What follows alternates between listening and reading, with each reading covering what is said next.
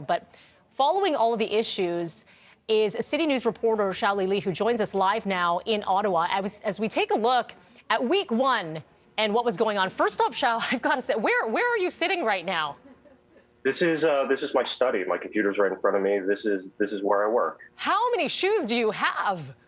I lost count a long time ago. I have more at my mom's, and she is constantly telling me I need to go pick them up before she throws them out. But okay, we digress though. I had to ask about that though because that's a whole other segment of being a sneakerhead. But let's get to the election now.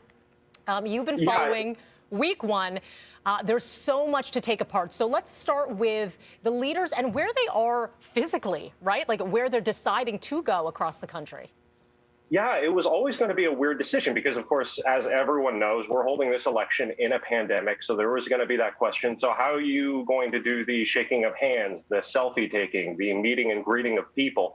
And it looks like Jagmeet Singh and the NDP and Justin Trudeau and his Liberals, they're sort of, running it as business as usual. There are social distancing COVID precautions. People are being masked. And we saw at an Liberal Party event in Calgary yesterday, they actually had social distancing circles set up. So, people would know when you're 2 meters away from other people. But the Conservatives, they're taking a kind of different route. It looks like they've invested really, really heavily into Zoom technology.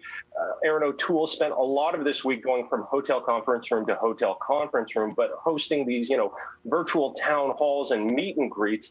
The line from the Conservative Party has been, this lets him meet a lot more people a lot sooner without putting anybody at risk. But there may be some signs that they're starting to see the limits of that because, as you mentioned, of course, Aaron O'Toole is in Saskatchewan, and he's expected to be at the Kick and Horse Saloon in Saskatoon this evening. So we may see Aaron O'Toole actually doing some of that glad-handing in person this evening. Let's talk about some of their policies, or at least what they've released thus far on the campaign trail, and what has stood out for you with any of the leaders.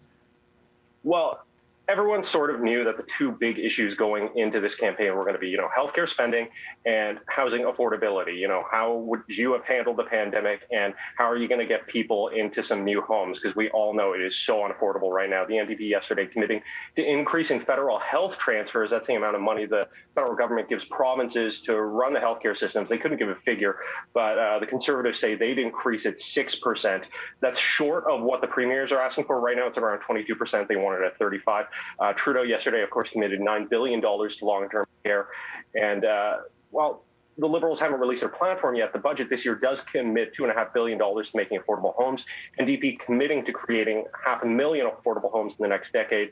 And Aaron O'Toole says, the federal government has all this crown land. Why don't we sell it and have somebody turn it into homes, which the specifics a bit sketchy so far, but it looks like it could be a promising idea. But of course, that kind of got overshadowed because the Liberal Party started attacking Aaron O'Toole's Conservative Party platform over this conscience rights section that says they would protect the conscience rights of healthcare workers. The Liberals say that this means, hey, if a healthcare worker objects to a procedure like medically assisted dying or abortion, they might even refuse to allow a referral to that. O'Toole, of course, saying yet again, no, he's pro-choice. All the leaders are pro-choice. And he says the issue is settled and he's not interested in going over that old ground again. But it looks like Liberals really trying to make this a wedge issue along with candidate vaccination. NDP and Liberals, of course, forcing all their candidates to be vaccinated.